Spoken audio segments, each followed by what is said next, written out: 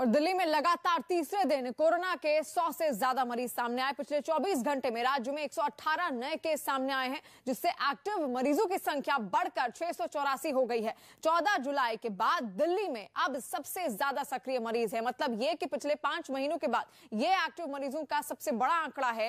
राज्य में कोरोना के बढ़ते मामले और ओमिक्रॉन के बढ़ते खतरे को देखते हुए मुख्यमंत्री अरविंद केजरीवाल ने अलग अलग विभागों के साथ एक बैठक की, जिसमें उन्होंने कहा कि राज्य सरकार ने अपनी टेस्टिंग क्षमता एक दिन में 3 लाख तक बढ़ा ली है। उन्होंने यह भी कहा कि दूसरी लहर के दौरान दिल्ली में एक दिन में सबसे ज्यादा 26 से 27 हजार मामले आए थे, लेकिन इस बार हम एक दिन में 1 लाख मामलों से निपटने के लिए तैयार हैं। केजरीवाल ने आगे कहा कि 2 महीने के लिए दवाइयों का स्टॉक भी तैयार किया जा रहा है और जरूरत पड़ने पर डॉक्टरों की टीम घर घर जाकर जांच करने के लिए भी तैयार है।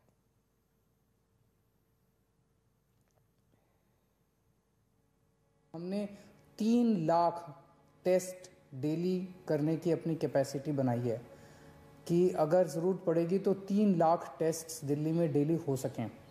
अभी 60-70 हज़ार टेस्ट तक हम डेली करते हैं। अप्रैल के महीने में जो वेव आई थी उसमें 26-27 हज़ार केसेस डेली मैक्सिमम तक गए थे, सबसे ज़्यादा से ज़्यादा जब हुई थी। इस बार हमने अपनी तैयारी की है 1 लाख केसेस पर डे अगर होते हैं तो उसके लिए भी हमने तैयारी उसके हिसाब से की है। ऐसे ही टेस्ट के नतीजे आएंगे और ये पता चलेगा कि कोई व्यक्ति को कोरोना है, पॉजिटिव है, तो उसको तुरंत फ़ोन कॉल जाएगा हमारे यहाँ से और उसको कहा जाएगा कि आपसे अब दिल्ली सरकार लगातार संपर्क में रहेगी। अगले दिन उसके यहाँ दिल्ली सरकार की तरफ से एक मेडिकल टीम उसके घर जाएगी, उसको एक किट दे के आएगी जिसमें उसकी दवाइयाँ होंगी, उसका इंस्ट्रक्शंस होंगे, ऑक्सीमीटर होगा, वो सारी चीज़ें उनको दे के आएंगी। और उसके बाद से डेली उसकी टेली काउंसलिंग फ़ोन के ऊपर डॉक्टर्स जो हैं फ़ोन के ऊपर उनकी काउंसलिंग करेंगे 10 दिन तक या जब तक वो ठीक नहीं हो जाते। हमारे यहाँ पे 34 पेशेंट्स जो कंफर्म्ड ओमिक्रॉन के अभी तक दिसंबर से लेकर अभी तक एडमिट हैं। उसमें से 18 पेशेंट हमारे स्वस्थ होकर घर जा चुके हैं, डिस्चार्ज भी कर दिए।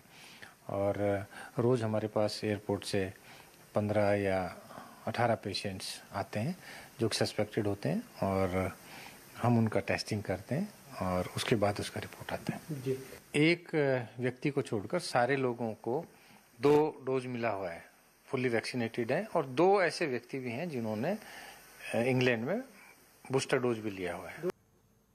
और ओमिक्रॉन के बढ़ते खतरे को देखते हुए राज्य सरकारों ने पाबंदियां लगानी शुरू कर दी हैं। मध्य प्रदेश की शिवराज सरकार ने कोरोना के फैलने से रोकने के लिए एक बार फिर पूरे राज्य में रात 11 बजे से सुबह 5 बजे तक नाइट कर्फ्यू लगा दिया है। इसके अलावा स्कूलों को सिर्फ 50% बच्चों के साथ ही खोलने की अनुमति दी गई है। मुख्यमंत्री शिवराज सिंह चौहान ने कोरोना पर एक बैठक भी की, जिसमें नए साल के मौके पर होने वाले कार्यक्रमों में जुटने वाली भीड़ पर चर्चा की गई। उन्होंने कहा कि नए साल के कार्यक्रम में वही लोग शामिल होंगे जो वैक्सीन की दोनों डोज लगवा चुके होंगे।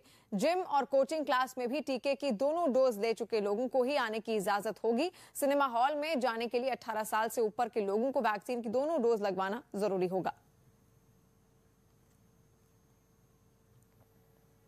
मध्य प्रदेश में एक सुखद खबर है कि ओमिक्रॉन का कोई भी केस अभी तक नहीं मिला है।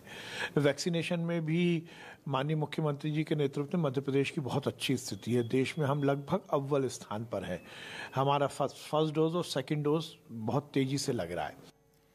और गुजरात में भी ओमिक्रॉन के मामले में इजाफा हो रहा है। राज्य के वडोदरा में ओमिक्रॉन के 7 नए मामले सामने आए। गुजरात में अब तक ओमिक्रॉन के 30 मामले सामने आ चुके हैं, जिनमें 5 लोग ठीक हो चुके हैं। वहीं पिछले 24 घंटे में कोरोना के कुल 111 नए मरीज मिले और बीमारी से 2 लोगों की मौत हो गई। इसके अलावा अहमदाबाद में 2 इलाकों को माइक्रो कंटेनमेंट जोन घोषित किया गया। वहीं गुजरात में कोरोना के बढ़ते मामलों के बीच मुख्यमंत्री भूपेंद्र पटेल ने समीक्षा बैठक की, जिसमें उन्होंने कोरोना को फैलने से रोकने के लिए अधिकारियों को जरूरी निर्देश दिए।